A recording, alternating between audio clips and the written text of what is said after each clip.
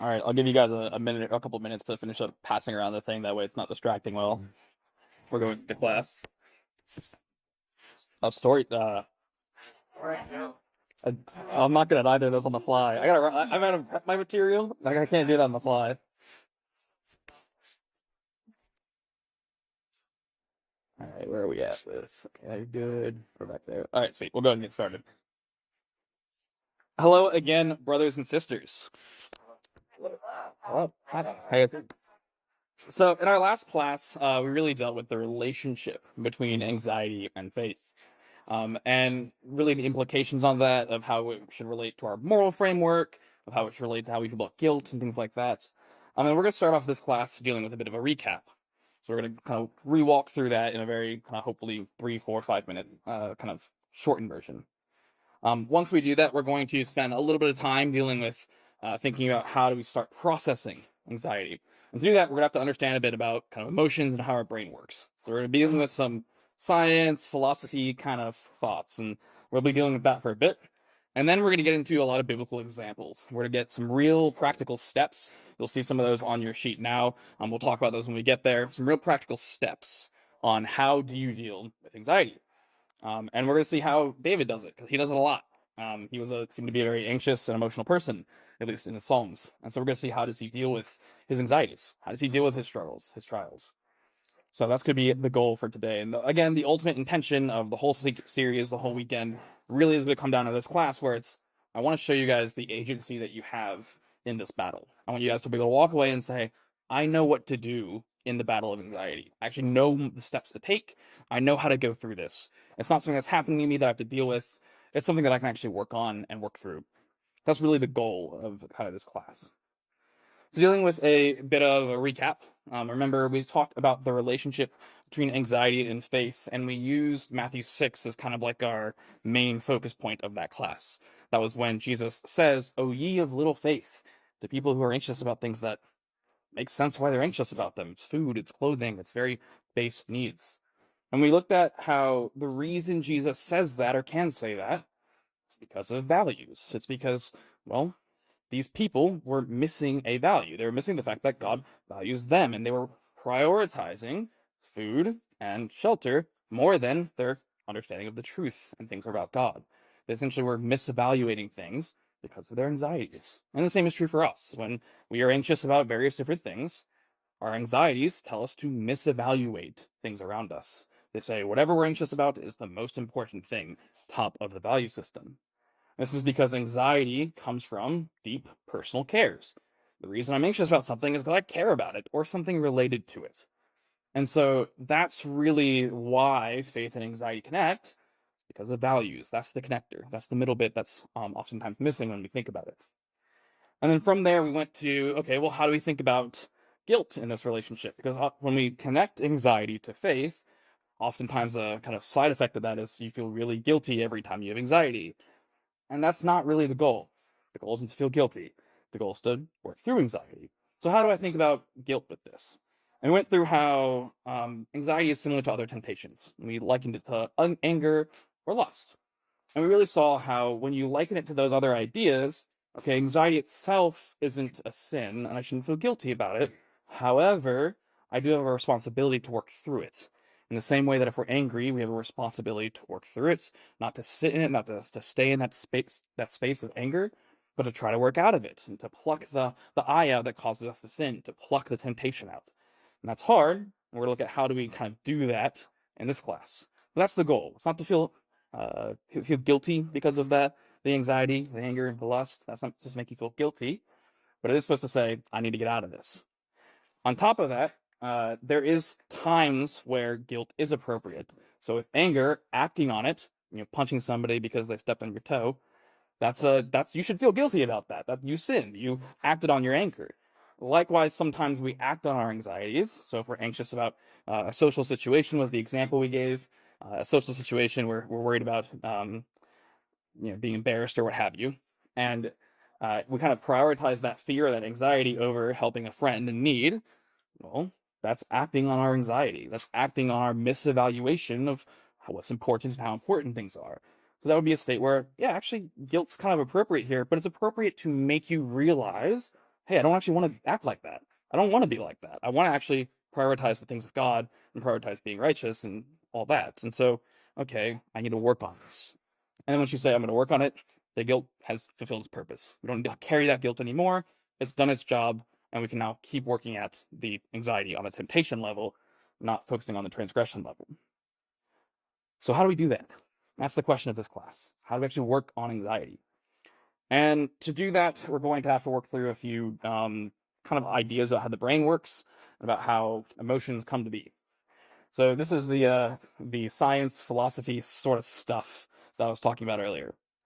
See, all emotions, all of them, come from a combination of a few things. They come from your beliefs about the world, your values, and how they interact with one another. I don't mean beliefs about the world as in like, do you believe in God? I mean beliefs about the world as like, do you believe this chair will hold you up if you sit on it? That's a belief. I believe it's true. But if I were to sit on that chair and it falls, I'd have an emotion. I'd be like, whoa, that was surprising and that hurt. And, I'd be having a different emotion. If I sit on it and that doesn't happen, I have a very different emotion. Okay, this happened. This was normal. This was what I expected. Essentially, our beliefs are what lead to our emotions. Another example of this is a bit more of a complex one than sitting on a chair. I'll use a real life one that luckily hasn't happened, but it's not too far off of what could happen.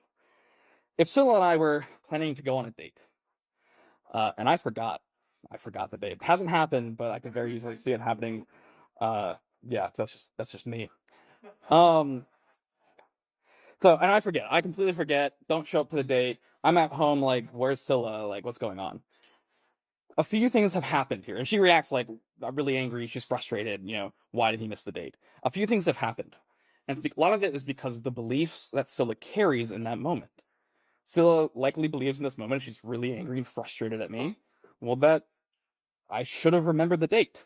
That's a belief. He should remember this. Okay, that's one belief she's holding. Another belief is that the lack of remembering suggests a lack of importance. If I didn't remember it, it's because I don't think she's important. And that would be another belief that she's holding in that scenario that's leading to emotions. And then there's another belief that, let me find it real quick, that the date wasn't important enough to her that me forgetting, which also implied to her that I don't care, is upsetting. See, if the date wasn't important to her, me not caring about it wouldn't matter. But because she cares about it, the fact that I forgot it, it hurts. And so we see how there's three beliefs, at least just in this one example. One, that, well, she thought that I should remember the date. Two, that me forgetting the date implies that it's not important. And three, it's important to her, and so she wants it to be important to me. These three beliefs lead to an emotion: disappointment, anger, frustration. However, what if we change some of these beliefs? What happens? What if, for example, I've had a lot of concussions in my life? I have. And this is why I say it's not too far off. And I forget it because I am actually forgetful because of my concussions. And instead of believing that I should remember it, Sylla believes sometimes he forgets things because he has had a lot of concussions. Okay? And what if instead of believing that it's not important to me, it's actually that, no, he has concussions and sometimes he forgets things even if they're important to him. That forgetting it doesn't actually relate to importance for him. And lastly, that she has a core belief that she is important to me, and she has that truly ingrained in. And if we look at those beliefs in the scenario, instead of going, I'm really mad at him because he forgot this date that's really important to me, the takeaway would be, I'm a bit disappointed because I was looking forward to the date. It was something that Sylla would be wanting to happen, but she wouldn't be thinking he doesn't care about me. She wouldn't be thinking, how dare he? He's a terrible husband. All these kinds of things. It would be, this is one of those really frustrating things that happens because of his concussions. Maybe we can try to figure out a system of maybe using a calendar or something to help him remember. It would go from this deep personal attack on her as a wife to this is a frustrating practical thing that we have to deal with, and we need to deal with it. The emotional output changes when you tweak the beliefs. And the reason I'm getting into this is because this is also how we're going to deal with anxiety. Because anxiety is an emotional output. And it comes from ingrained beliefs, from beliefs that we have about the world. And so we're going to look at that as we keep digging. But before we get into that, we'll deal with that once we get to our steps here in a bit. Before we deal with that, there's one more thing I want to cover, and that is some science about how your brain works. This stuff is super interesting to me.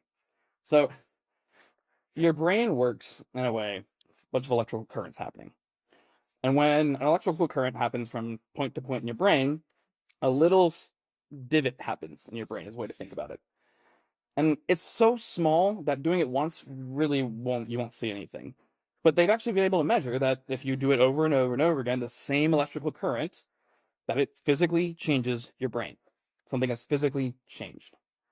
And then on top of this, electrical currents follow the path of least resistance. And so when you create a divot in your brain, or you create a pathway in your brain, and because you've done the same thing over and over and over and over again, when you're not thinking about what you're doing, you're likely to do that same thing. That's how habits are formed. That's how patterns are formed. Even mannerisms come from this idea. The problem is that this also affects emotions, and they come from our beliefs. And so if we believe something that leads to us having anxiety, we've had anxiety for years, we've got a really deep divot. And then when we aren't thinking with intention, we're just living our life, kind of going through life, well, our electrical currents are going to follow that divot, because that's what we've done in our brain, but not by choice, but kind of just by going through life. We've created these divots. I think a way to think about it, another picture, if you're struggling to imagine this, think about our brain like a graphite block. It's a soft metal, it's a block. And every time you do something, you're like running a credit card over that block. You're swiping. You do it once, the block doesn't change, it's still a flat surface. You do it 100 times, you got a small little divot. You do it 1,000 times, the credit card's like an inch deep. And now what I'm saying is we need to intentionally change that divot, because that divot was formed from beliefs and we need to fix that. So you have to pick up the credit card, twist it, and start going on a different path. The issue is if we stop being intentional about it and go kind of back to being on autopilot, just living life, you're going to go the path of least resistance. And the other challenge with this is when you go that path of least resistance, you're reinforcing the initial pattern. You're not just going it, you're actually making it deeper. And so this is what I mean when I say this class is going to be a lot easier said than done, because you have to live your life with intention all the time. And that's hard. That's exhausting. But it's what we have to do. So how do we take all these ideas about how our brain works and about how emotions stem from beliefs and turn that into steps to process anxiety? How do we take all these ideas and turn it into practical thinking? And that's where we've got some steps on your handouts that we're going to walk through and think about. So step one on dealing with really anything, but anxiety in our case, is recognize that you have it. That's step one. This is actually a lot harder than it sounds. When I was going through my anxiety, kind of the story I shared in the last class, it took me like months to realize, oh, I have anxiety. And then after that, months to realize, like, when do I have anxiety? I was able to realize, like, oh, as a whole, I'm going through anxiety moments. But it took me like months to realize, oh, this anxiety moment is coming. I'm having anxiety right now. This is the state I'm in, the mental state. And one of the tools that a therapist at the time actually gave me that blew my mind, how useful it was to think about what you're physically feeling in those moments. So for me, it was, I get really cold when I have anxiety. I get like almost like fever chills. I get a pit in the stomach, and then in an extreme case, I get like, don't want to eat, loss of appetite, and almost like nausea. That's kind of what happens to me with anxiety. And once I was able to realize that, for me, cold is the first thing that happens. And I would start feeling like almost feverish, but I wasn't sick. I'd be like, that's anxiety. I'm starting to get into that anxiety state. Gotcha. This is where I need to start thinking about stuff. It took me like months to get to that point. This can take some people longer, some people shorter, some people are a lot more in tune with their emotions than me. They can get there faster. The point is, though, that's kind of step one. And then once you're there, let's be honest. Because your anxiety is telling you to care about something a lot. And you need to be honest about what that is. That's not always going to be comfortable. Sometimes the thing that we care about in that moment, we don't want to care about. I don't want to care about this. But you do. That's what the anxiety is telling you to care about. And so be honest with that. And be honest to God about that. Say, God, this is what I care about right now. I don't really want to care about this. This is what I care about. And for me with relationships, that was saying, God, I really clearly want this relationship to work more than I care about most other things, but I don't want to stay here. This isn't where I want to be, but this is where I'm at. I need to work on this. So it's recognizing you have anxiety and then being honest with God about that. And kind of digging into like what is the thing that you're putting on the top of the value system? What is that care? What is that thing that you really care about?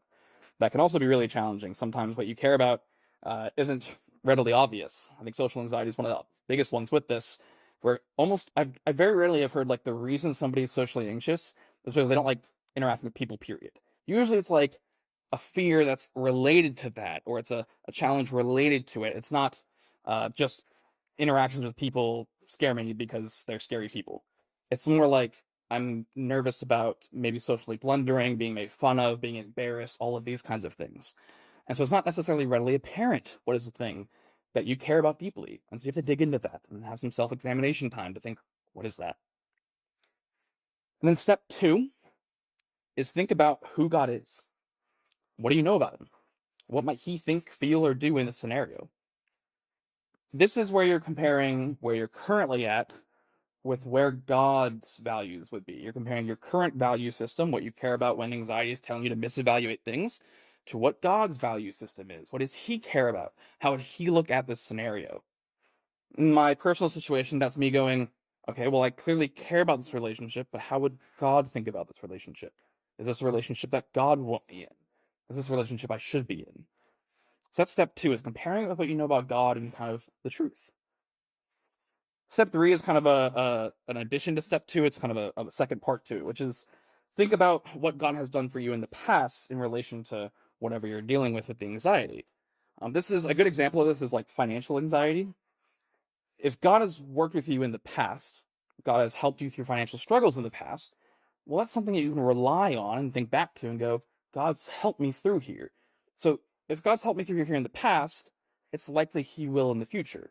It's likely he'll continue helping me through. And it's not always 100% true, but we can use our history with God as a piece of information similar to the Bible and say, that means that God's working with me in this way. This is a pattern of what I understand about who God is. And then lastly, this is the hard step. We got to twist the credit card. We got to change the electric current. We choose to act in accordance with what we know about God and his values and in line with what he's done in the past, even though you don't feel like it. Because like I said, emotions follow this process. I have a core belief. Something happens in the world, causes the emotion, and that emotion leads to anxiety. We're having to go the opposite direction because we can't just change our internal beliefs. That's really hard. You can't just do that. But the way you can work on them, the way you can work on changing your internal beliefs, is by acting as if you believe the thing you want to believe. You act in a way as if you believe it. And eventually, your electrical currents will literally change so that you believe it. That's how you can quite literally transform the mind. It's a very literal process, as in your brain physically changes. And it's absolutely fascinating to me. This is how habits are formed. When you say, I want to form this habit, you intentionally say, okay, I'm going to do this thing at 8 a.m. every morning. I'm going to make my bed. And at first you wake up and you're like, I really don't want to do this. But by the end of it, you're like, this is just normal. This is just part of life. We make our bed at 8 a.m. And that's because you've intentionally built in a new electrical current, a new habit. This is a bit deeper than that. It's not so much just what are you physically doing, making of the bed. It's what are the internal beliefs. So, for example, for me, my internal belief that I had wrong was that whatever relationship I was in mattered more than anything else. That was my internal belief. I also had an internal belief that relationships could fall apart at any moment. I had to change both of these beliefs. My relationship with a specific person doesn't matter more than anything else. My relationship with God does. And so that actually has to be at the priority. And on top of that, relationships typically don't fall apart and it randomly because one thing went wrong. And so I had to work on, and still I'm working on, internalizing those beliefs. The way I have to do that is by saying, okay, this is where I'm struggling. This is my starting place. I have anxiety about this. The truth says, and God says, and the Bible says, and my history with God says, these things aren't true. These internal beliefs aren't accurate. Okay? So I'm going to live my life as if I believe the truth internally, as if I feel the truth is true, even though I don't necessarily do it in that moment. There were many times in relationships, and even my relationship with Scylla when we were dating, where I felt like this could break up at any moment. but I'm going to choose to lead the relationship and be a, at the time, boyfriend in a way as if I don't think that. So I'm going to have the hard conversation that I don't want to have because it's kind of confrontational and awkward with her, even though I'm like freaking out that this might break up the relationship because I know that's not a true statement. It's not actually true that that might break up the relationship and that actually I can have this conversation with her. But I didn't want to. My feelings weren't there yet. My beliefs weren't there yet. But you start acting as if you believe it, and eventually you internally believe it. I think Scylla will tell you, I internally believe that now. I'm happy to have some confronting conversations if need be. And it does get easier. It starts off at a really hard spot because you're sitting there with this internalized belief for who knows how long you've had it. For me, I've had it since I was 13. And if I'm lucky that I caught it in my like older teens, some people don't catch it for decades. And that's a really deep divot. That's been happening in your life, repetition over and over and over again in your brain. That's a pattern that's been really solidified. And to try to change that will take a lot of time. But it's where your agency is. It's where your power is. You can actually work on why do I have anxiety? How do I change these anxieties? How do I make it so these anxieties hopefully eventually go away? Unfortunately, human nature is doing the opposite. Human nature likes those divots it's made. Human nature likes those patterns that you formed. And so that's why our default will be go back to the pattern, reinforce it, stay in this place of anxiety. And so that's where the battle is. While, yes, I will say, some of us, many of us, I think you can truly transform your brain to a point where anxiety goes from wherever it is currently for you to a much lesser point, potentially even gone. I don't think that's true for everyone. It will get easier. I think it's true that it will get easier for everyone who goes through these processes, but it won't go away for many of us. In similar fashion to how anger problems for some people never fully go away, or lust for some people never fully goes away. And you have to battle this day in and day out to keep it to a manageable level, and the goal is almost keep it manageable opposed to eradicate it entirely. That's just how the battle with human nature works. Unfortunately, that is true, but we both have a responsibility and the ability to actually do the battle. And so, what we're going to do now is we're going to read through these Psalms. So, you have it in front of you. We're going to read through them, and I want to show how David actually applies these steps in his Psalms.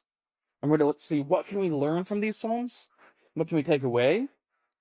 And also, kind of how does David go about it? I think the way David goes about it in these different Psalms, he's focusing on different aspects of the steps. And so let's go ahead and walk through that. So the first step, again, we're dealing with Psalm 31. The first step is to recognize what you're feeling, how we're currently valuing things, what hurts, what are your fears, and be honest with God. And we see that in a few different places in the song. I'm going to read this in step order, not verse order. So I'm going to be hopping around a bit. There's actually a point with that later that we'll talk about. But the first time this comes up is in verse 2, incline your ear to me. So he's saying, God, I want to talk to you. I want to have this conversation. And then it hops down into verse 9. For I am in distress. My eye is wasted from grief, my soul and my body also. For my life is spent with sorrow, my years with sighing. My strength fails because of my iniquity, and my bones waste away. Because of all my adversaries, I have become a reproach, especially to my neighbors, and an object of dread to my acquaintances. Those who see me in the street flee from me. I have been forgotten like one who is dead.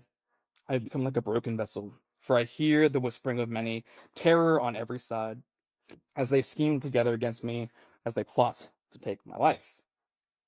Now, this is emotional language.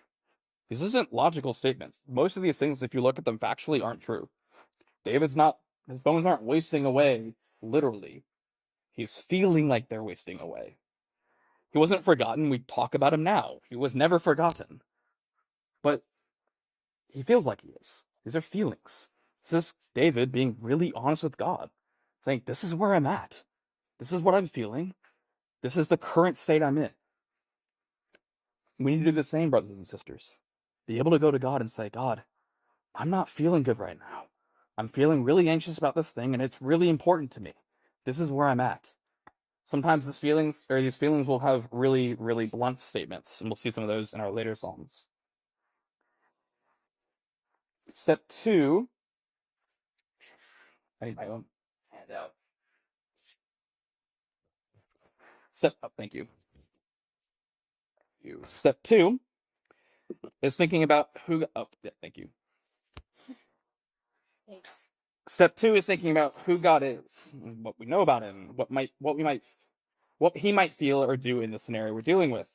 This comes up also in a few places. So we have in verse 3, in the last half, for your name's sake, you lead and guide me. Okay, so David's established that God is a leader and a guider. He wants to follow him.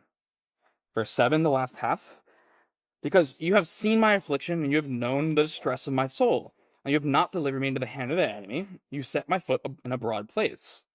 This is what God has done for me in the past, and this is who my God is. He sees me. He sees this trial I'm going through. On top of that, he hasn't delivered me into the hand of the enemy. Hasn't been what's happened. In verse 15, my times are in your hand. He understands that God's in control of the situation. He's in control of what's going on with David, that God is in control.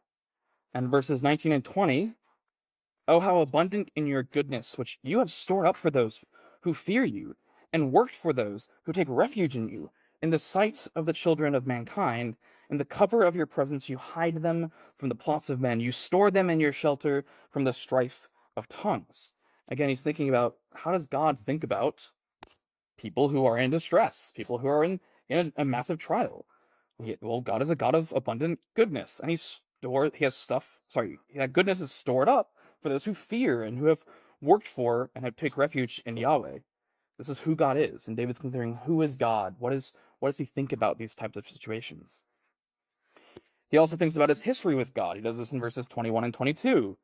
Blessed be Yahweh, for he has wondrously shown his steadfast love to me when I was in a besieged city. Back in that time, I was in a besieged city.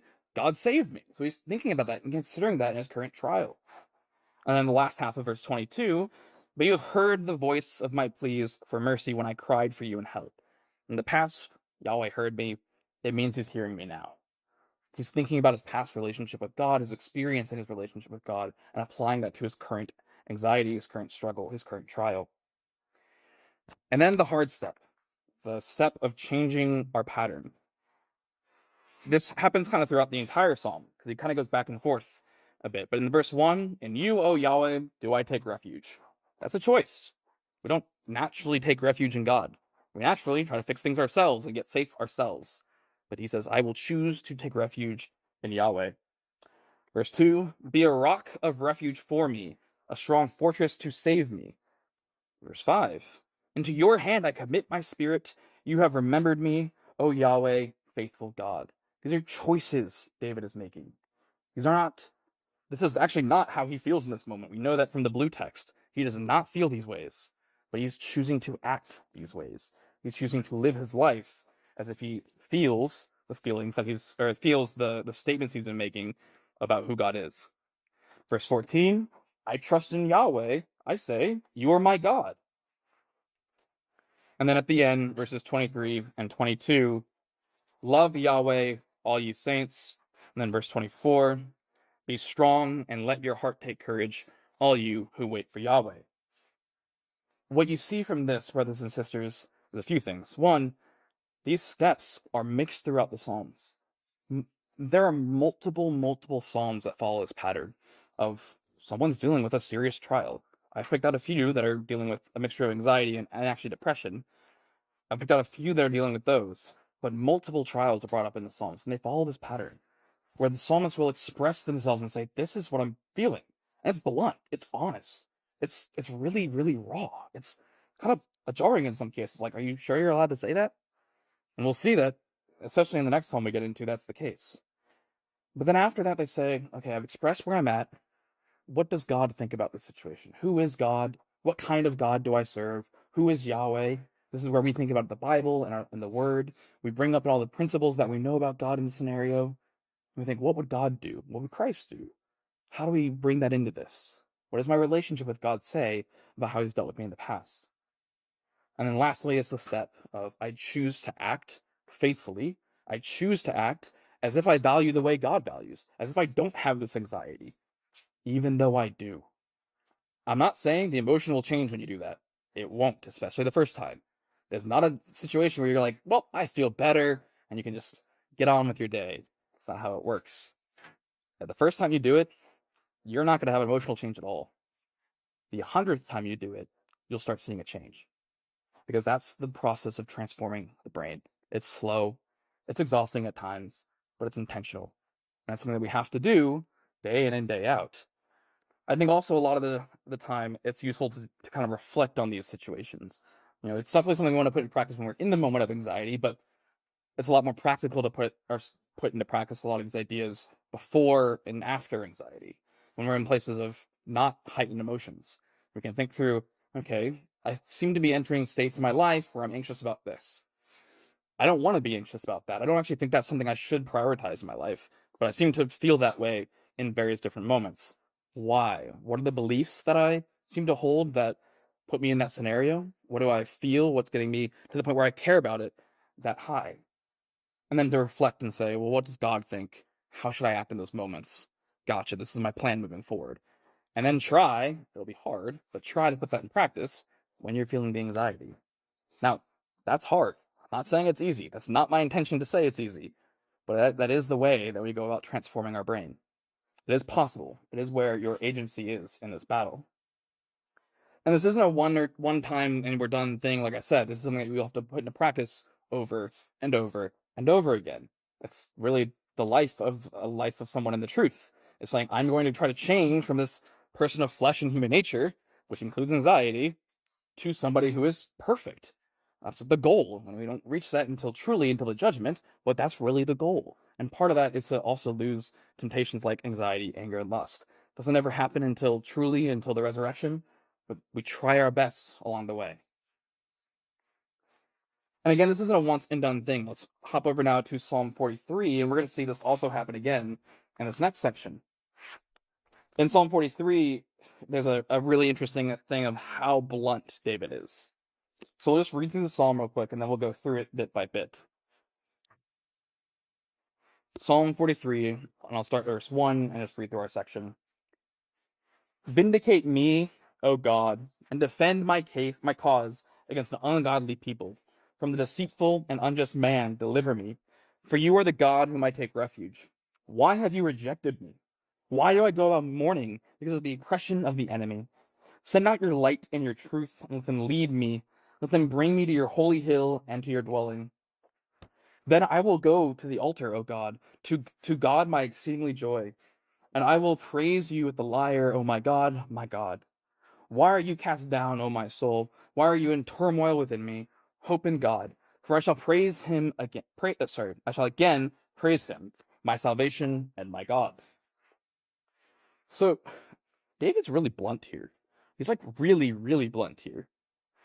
In verses 1 and 2, it says, dealing with kind of being honest with God, against the ungodly people, from the deceitful and unjust man, deliver me. Why have you rejected me? Why do I go about mourning because of the oppression of the enemy? It's almost accusatory. Like, why is this happening? Like, why have you rejected me, God? Why is my life happening like this? It's pretty blunt. I don't know if you've been in a situation where you've been properly angry with God, but that's the vision I get here from David. He's mad because life doesn't seem to match with what he knows about God. He's always mad. God, why have you rejected me here?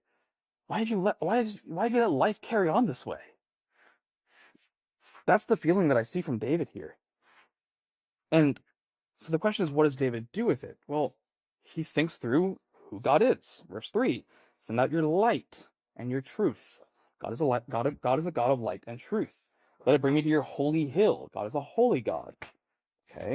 And so if these things are true, how do I choose to act? I feel rejected, but I know God is the God of light and the God of truth. Okay, so how will I choose to act? Verse 4 and verse 5, I will go to the altar of my God, to God my exceeding joy. I will praise you with the lyre. And then verse 5, hope in God, for I shall praise him, my salvation and my God. We don't go from, why have you rejected me, to my God, my exceeding joy, just by thinking about it for 2 verses. That's not how that works. He's feeling rejected. He chooses to view God as his exceeding joy. He chooses to view God as the God that he will praise. These aren't emotions that he's expressing and when he's talking about how he's going to go praise God. These are deliberate statements that he's making. I'm going to intentionally go against my emotions and do the thing that I know is right. That's hard, but that's the process. How do we change our brain? How do we change these electrical currents, these patterns, and really how do we change our internalized beliefs? We choose to act as if we don't believe them because we know they aren't true. Internally, we feel like they are, but we know they aren't sometimes in these situations.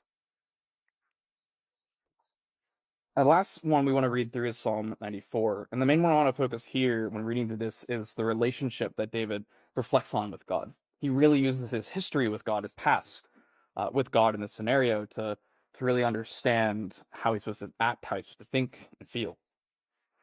So we're going to read through verses 14 to 23 of Psalm 94.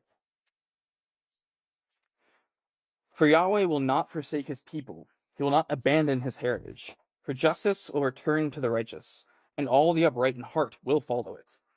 Who rises up against the wicked? Who stands up for me against evildoers? If Yahweh had not been my help, my soul would soon have lived in the land of silence. When I thought, my foot slips, your steadfast love, O Yahweh, held me up. When the cares of my heart are many, your consultations cheer my soul. Can wicked rulers be allied with you? Those who frame injustice by statute? They band together against the life of the righteous and condemn the innocent to death. But Yahweh has become my stronghold, and my God, the rock of my refuge. He will bring back on them their iniquity and wipe them out for their wickedness. Oh, Yahweh our God will wipe them out. Verses 17, 19, and 22 show how much David is using his relationship with God as a strength, his past with God as a strength. If Yahweh had not been my help in the past, back then, my soul would have soon have slipped in the land, my soul would have soon lived in the land of silence. He's thinking, if God wasn't with me, I would have died. But God was with me, so I'm still here. Verse 19, when the cares of my heart are many, your consultations cheer my soul. Okay, so in the past, when I've dealt with trials, when I've had many cares, your consultations were there. They cheered me. So again, he's thinking about his past, how God's worked with him and through trials. And then verse 22, but Yahweh has become my stronghold, my God, the rock of my refuge. God has become, he didn't start this way, but it's become the rock of my refuge. My relationship with God is one where he is my rock. And so I'm going to act in this moment, David, I'm going to act in this moment as if God is my rock and I feel like he's my rock. Even though in this moment, I'm struggling with that. In this moment, I don't feel safe. I feel like the evildoers are plotting against me. That's the way that we deal with anxiety. It's a hard way. It's not an easy process. And it's not a once and done. It's a thing that you have to repeat over and over and over again. We will likely slip up, but we have to, this is the responsibility that we have to work on transforming our mind. Is to try our best to view our anxieties and say, what does this say about my internal beliefs? What does this say about what I think is important and how much I value it? Should I value it that much? Does God value it that much? Where is God's view on these things? And I'm going to choose to act as if I value things the way God values things, even if I don't. And the first time you do that, you're not going to have a massive shift of emotions. You're probably going to have anxiety through the whole process. And I'm sorry, that's not a fun statement, but that is the reality of it. We can't just flip our emotions like that. But as you do it over and over again, the emotions change. Your brain quite literally changes, and the patterns change on how we process anxiety and how we feel anxiety. Now, a few things that I want to cover before we close on these sections that we've read. There's a few takeaway points that you can kind of see when looking at them all as a whole. While I've presented this process as a nice, logical, step-by-step, here's your 4-part thing that you'll do in order, that's not how it works in practice. When you look at these Psalms, they're all over the place. David starts with step 4, and then goes to step 2, and then hops over to step 3, and then goes back to step 2, and then he's like, oh, I'm going to have a rant about where I'm feeling right now. And then he hops back to step 4, and he's all over the place, because that's how emotions and anxiety work. It's not nice, logical, thought out, well processed. It's, I'm panicking. And I have moments where I can think clearly and think about what God thinks about, but then I'm back to panicking, and I need to talk to God about where I'm currently at. And then I'm going to have a moment of remembering, this happened before, and God worked with me in this way. But then you're back to being highly anxious, and you're constantly going back and forth. It's not something that you can sit down and go, all right, we're going to follow the process now. I've thought about this, and I can pause my emotions so I can go ahead and process this now. It's going to be all over the place. And that's okay. It was all over the place for David. We'll see in our exhortation tomorrow. It was all over the place for Christ. The point isn't to do it in the nice, right, clean order. It's that we're going through this process as a whole. Another one is that it's not a one and done. David does this over and over. There's not like a point where you can say, I finished transforming my mind. I am now perfect. That doesn't happen until the resurrection. This is a battle that we will do for the rest of our life, and it'll be in various stages for different people. Some people, this is a battle that they will see results very quickly. They will see results after a few months, maybe in a few weeks of working through this. For some other people, this is a battle that they might not see clear, clean results for decades. And that's okay. We experience trials and temptations at different levels. Some people deal with anger differently. Some people deal with lust at different stages and different speeds. That's okay. The point isn't how quick are you moving through the battle. The point is that you're in the battle and you're battling. You are battling the temptations that life gives you. And number 3, this will look different for everyone in a kind of practical way. What I mean by that is, for me, the way I worked through these steps was I had to go to therapy. I had to talk to somebody. And they basically had to confront me on them and say, hey, you don't actually believe that. And then they go, oh, you're right. Like, that's how I had to go through these steps. I'd have somebody confront me. I'm a highly conflict person. If you know me, I like conflict. It's weird. It's not normal, but I like it. And that worked for me. Someone coming up to me and saying, you don't believe what you're saying right now, worked. For somebody else, that'll make them shut down. That'll make them go, what are you talking about? I'm trying to tell you my feelings and you're getting mad at me. And so different people are going to work through this differently. For some people, it's having a journal and writing it down, and then later kind of reflecting on that journal and going, did I actually agree with the things that I wrote? Do I believe the things that I wrote down? For some people, it's having a conversation with a friend where they're very empathetic, but asking kind of prodding questions or asking questions that make you kind of evaluate where you're at. For some people, it has to be a personal self-meditation. They have to go away to a place of nature or quiet and really think through what's going on in their life. It's going to be different for different people. And the challenge is to be figuring out, well, what works for you? How do you best able to put these steps in a practical process for you? For me, I need someone to come tell me I don't believe what I'm feeling right now. And it's weird. This doesn't work for most people, but it works for me. That's why I'm great friends with Jeff, because he'll tell me, you don't believe what you're saying right now. And it works great, but it's because I have a very unique way of dealing with these kinds of things. Other people, it's going to be different. So try different things. Try different ways of going about it. Maybe try a journal for a while. Never worked for me, but I tried it. Never was really useful for me. But might be useful for you. I've definitely seen people where it's done wonders for. Try going into nature, going on walks, and just thinking, self-meditating. Try whatever it is that you think might work. But try things. Figure out what works for you, and that helps you go through this process. And so we're about to move to discussion groups. And when we do the discussion groups, I've asked a few different types of questions. Some of the questions I've asked are essentially, do you agree with the different statements I've made? Some of the statements I've made, understandably, can be a bit jarring. And so it's, do you agree with them? And if you don't, let's have that conversation. Let's talk about it. Maybe I said it in a way that didn't quite mesh well with you, and other people in your group can help it mesh better. They can say it in different ways. Maybe I'm just wrong, and that you've got some thoughts that are really useful and can help people with dealing with anxiety in a different way. That's fine too. I promise you, I won't get offended if I kind of walk up to your group and I hear, man, I didn't really like that point that he made. That's super interesting to me. I want to know why. I want to get into that. So let's be honest about that and have some real conversations around that one. I've also asked some personal questions. Things like, what are your views on medication and anxiety? Things like, what are your views on dealing with your own personal anxieties? How do you go about that? And kind of a note on that. While I highly encourage that we do open up, I know it's hard sometimes, but we do open up and be vulnerable. I really want to make sure that we don't go back to our home ecclesias and go, man, that person struggles with this super silly thing. I don't think we would do that, but I just want to put a warning in there. What happens to 25 plus, was talked about in our discussion groups, let's stay in discussion groups.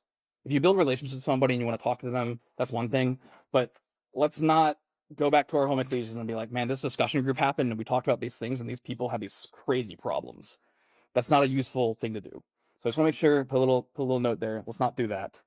And lastly, a little note we're going to be talking about a lot of experiences, personal experiences. That's a big part of these series, and that's good. That's kind of what I want. The goal of the series is to do is to take all this theory that we're talking about and put it into your life and practice.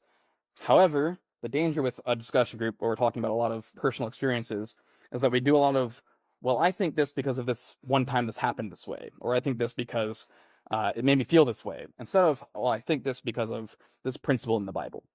And I want to make sure that when we're dealing with our conclusions about things, when we're dealing with what we think is true, that we are using the Bible as the ultimate source, not just our personal experiences. They're great. They're a useful tool, and in sharing them, we can draw closer to one another. We can get help from one another. Fantastic. But when it comes to the things of dealing with truth, when we're dealing with what is our views on certain things, let's make sure we're using scripture and principles to answer those questions, not using well, this made me feel this way that one time. And I really look forward to having those discussion groups. I really look forward to talking to people about how they've found the talks useful, how they find different aspects useful, what can they do with this information in their life. Because one, I want to help more people. I want to talk about this with more people. I love these conversations. Again, weird, but I love them. I find them fun. I find them enjoyable, and so I want to be able to do that with more people. And if there's ways that I can find more use out of that or being more helpful to people, I'm really looking forward to that. So thank you for listening to me so far, and yeah, I hope that this has been useful to you somehow.